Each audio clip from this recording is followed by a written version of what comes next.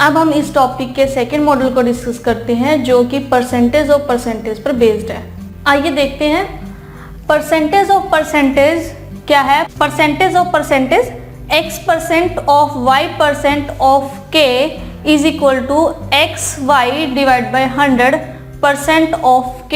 इसको एक एग्जांपल समझते हैं। 30% ऑफ 60% ऑफ 4000। ठीक है, हमें 30% ऑफ 60% ऑफ 4000 इसकी वैल्यू हमें फाइंड आउट करनी है। परसेंटेज ऑफ परसेंटेज है यहाँ पर। ठीक है, तो हम कैसे फाइंड आउट करेंगे? ये इक्वल होगा xy divide by 100% of k। x है यहाँ पर 30 और y है यहाँ पे 60, यानी कि 30 into 60 divide by 100% of k यानी कि 4000। तो ये हुआ 18% ऑफ 4000। 18% ऑफ 4000 होता है 720।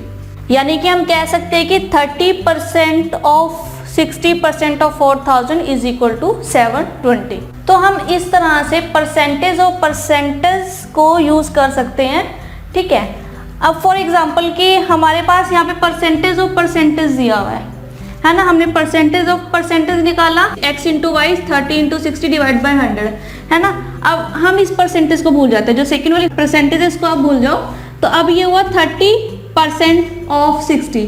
30% ऑफ 60, 30% ऑफ 60 होता है 18%। यानी कि हम डायरेक्ट भी कह सकते हैं कि ये 18% ऑफ 4000 कि 4000 का 18% हमने फाइंड आउट करना। हमें डायरेक्टली भी कह सकते हैं, आप चाहो तो x into y divide by 100 इस तरह से भी परसेंटेज ऑफ परसेंटेज कैलकुलेट कर सकते हो। फॉर एग्जांपल कि हमारे पास है 40% ऑफ 70% ऑफ कोई वैल्यू है x। 40% ऑफ 70%, हम इसको डायरेक्टली कह सकते हैं 28% ऑफ x। ठीक है, तो जो भी आंसर आएगा वो आएगा 28% ऑफ x का 28%, जो भी x वैल्यू हमें यहाँ पर दी होगी उसका 28% इसका आंसर होगा। तो इस तरह से हमें परसेंटेज ऑफ परसेंटेज रिक्वायर्ड है और हम इस तरह से इसको कैलकुलेट कर पाएंगे। इससे रिलेटेड कुछ एग्जांपल्स करके देखते हैं।